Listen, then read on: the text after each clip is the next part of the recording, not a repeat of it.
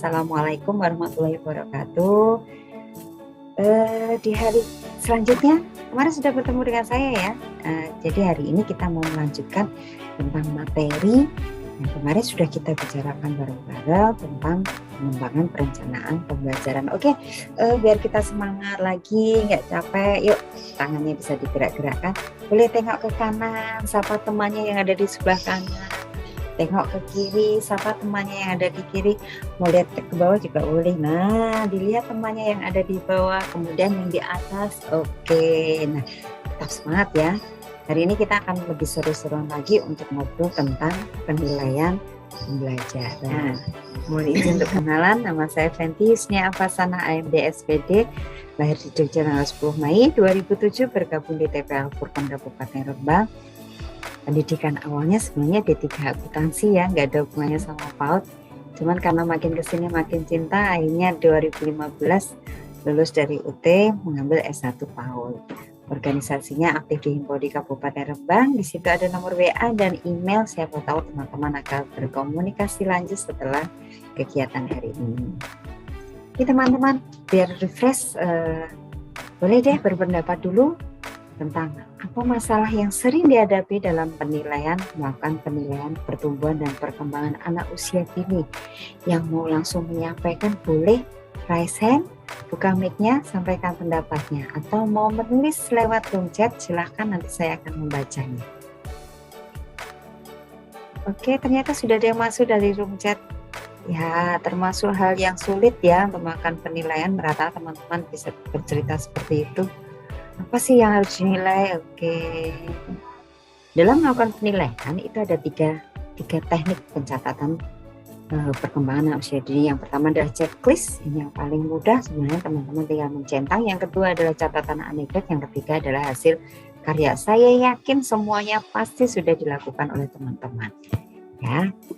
Nah, kita lihat satu-satu. Ketika teman-teman melakukan penilaian menggunakan checklist, teknik checklist, ingat ini istilah belum berkembang, mulai berkembang, berkembang sesuai harapan, dan berkembang sangat baik. Saya termasuk orang yang visual, jadi kalau menghafalkan seperti ini agak lupa-lupa ingat. Jadi saya masih pakai simbol. Ketika belum berkembang, saya kasih simbol apa. Mulai berkembang, saya kasih simbol apa. Berkembang sesuai harapan, kita kasih simbol apa. Berkembang sangat baik, kita kasih simbol apa.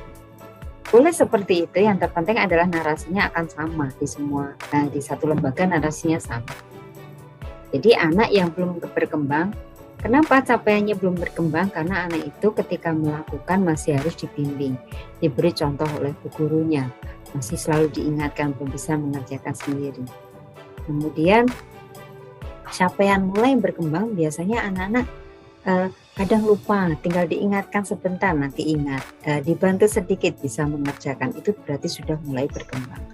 Kemudian kalau berkembang sesuai harapan adalah anak-anak mulai mandiri melakukan tugasnya, sudah tahu, konsisten, sudah bisa mengerjakan sendiri.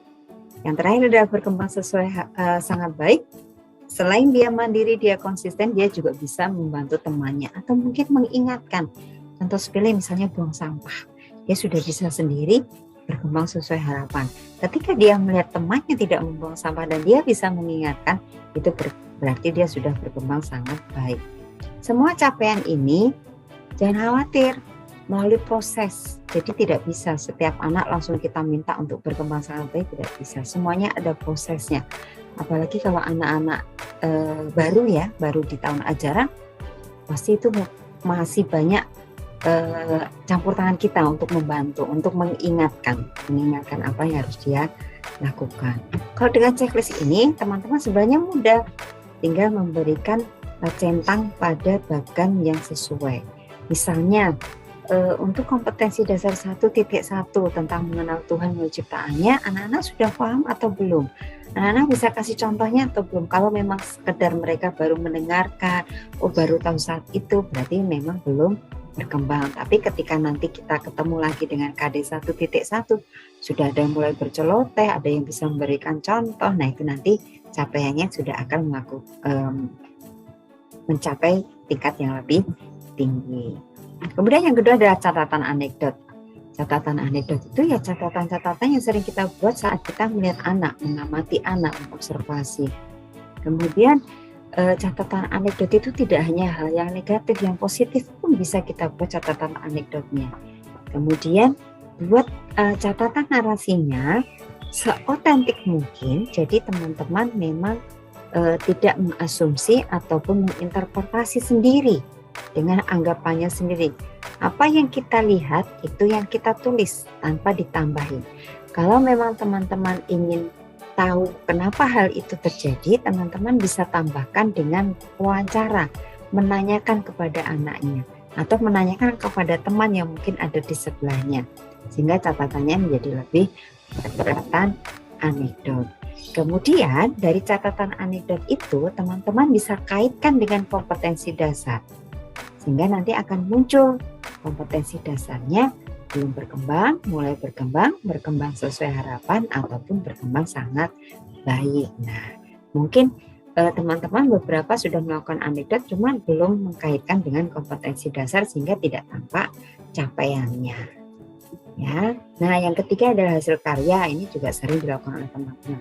Teman-teman kan sering ya ketika bermain dengan anak-anak pasti menghasilkan karya mungkin tentang menempel, mungkin tentang kolase, atau mungkin karya yang 3 dimensi misalnya seperti itu. Nah itu hasil karya.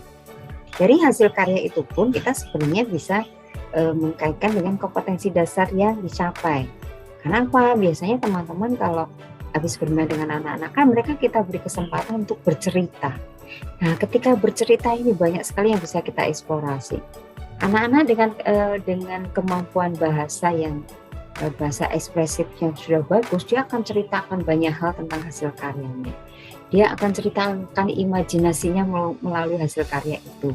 Nah, luar biasanya guru akan bisa menulis capaian-capaian perkembangan dari hasil karya itu anak itu sendiri, juga berdasarkan hasil cerita anak terhadap hasil karya yang sudah dia buat.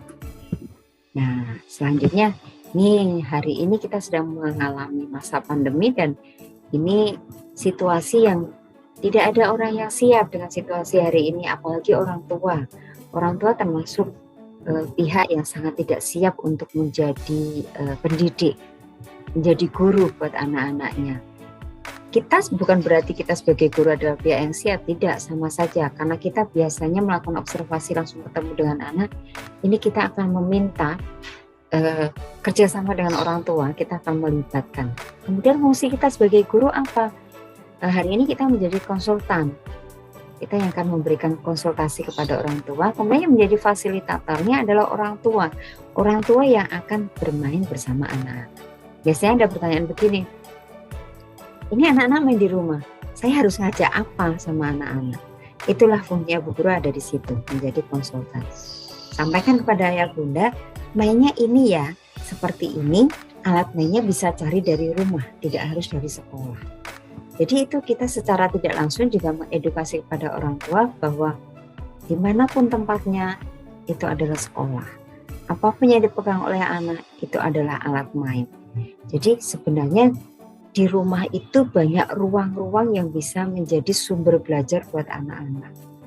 Di rumah itu banyak barang yang bisa digunakan anak untuk sebagai alat bermain. Sebenarnya itu. Bahkan hal-hal yang mungkin tidak terfikirkan oleh orang tua, misalnya seperti alat-alat dapur lah. Alat-alat dapur selama ini ya sudah dipakai untuk memasak. Itu bisa sebagai alat main. Alat main seperti apa?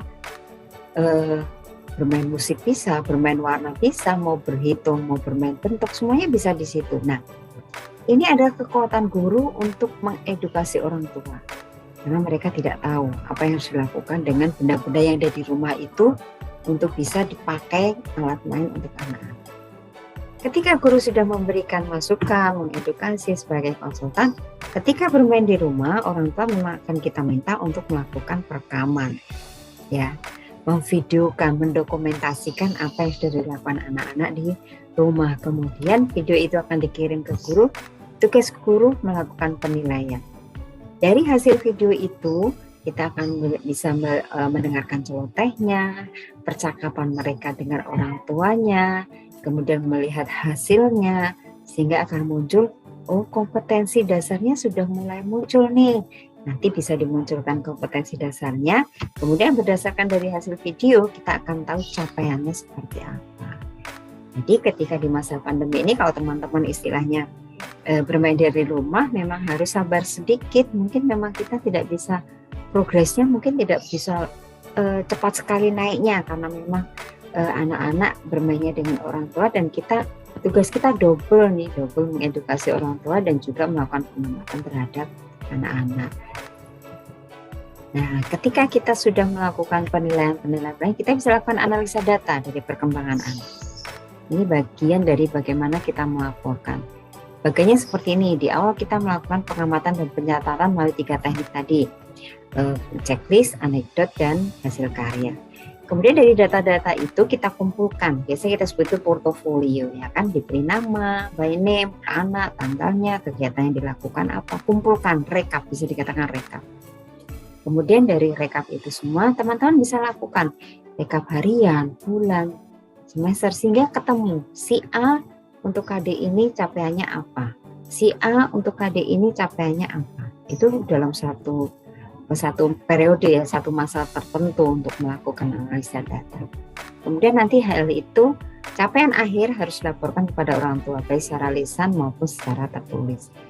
Kalau secara lisan, saya yakin teman-teman pasti sering melakukan itu. Misalkan seperti ini, ketika anak-anak dijemput, pasti teman-teman akan cerita sedikit tentang kegiatan main hari itu. Itu sebenarnya kita sudah melakukan pelaporan secara lisan.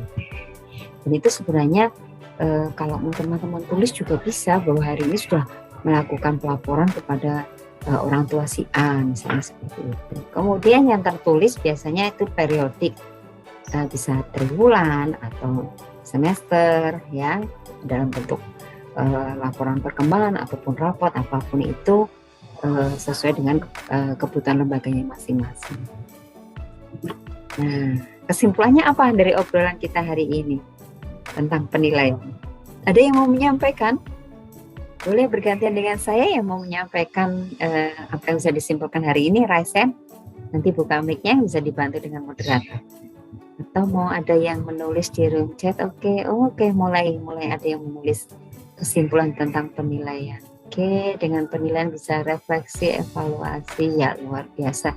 Saya yakin bahwa teman-teman sudah lakukan itu, ya. Bahkan apapun bentuknya pasti saya yakin teman-teman lakukan, meskipun dengan format-format yang sangat sederhana. Nah, jadi bisa kita simpulkan bahwa penilaian itu untuk melihat ketercapaian perkembangan anak. Kita bisa melihat anak ini capaiannya sampai di mana sih. Kemudian nanti dilihat dengan ini sesuai dengan umurnya enggak sih? Kok umurnya sudah 3-4 tahun, tapi kok ngomongnya masih belum jelas, ya. Berarti ada PR buat kita untuk menstimulasi ulang. Kemudian dari hasil penilaian kita bisa mengambil keputusan selanjutnya untuk stimulasi yang akan dilakukan. Kemudian bisa juga penilaian itu menjadi refleksi buat kita sendiri dalam melakukan perencanaan pembelajaran. Jadi nyambung, ya, materi yang awal kemarin tentang perencanaan pembelajaran nyambung sama penilaian. Oke, ada pertanyaan? Ini masih ada waktu. Mungkin bisa dibuka sesi pertanyaan dulu, ya Bunda, ya. Oke, masih ada waktu, mungkin 2-3 penanya boleh. Hari ini kita belajar lagi tentang pendalaman penilaian perkembangan anak. Semoga apa yang saya sampaikan bermanfaat untuk saya sendiri, juga bermanfaat untuk teman-teman dalam melakukan pendampingan, memfasilitasi anak, mengeksplorasi anak di lembaganya masing-masing supaya bisa menjadi anak-anak yang hebat dan teman-teman bisa menjadi guru-guru yang luar biasa yang selalu dirindukan oleh anak-anak. Sekali lagi terima kasih perhatiannya. Mohon maaf kalau ada kata-kata yang kurang berkenan, kata-kata yang salah, mohon dimaafkan. Sekali lagi tetap semangat menjadi guru PAUD, menjadi guru yang terbaik yang dirindukan oleh anak-anak semuanya. Wassalamualaikum warahmatullahi wabarakatuh. Saya kembalikan pada moderator dan tetap semangat untuk teman-teman peserta diklat hari ini.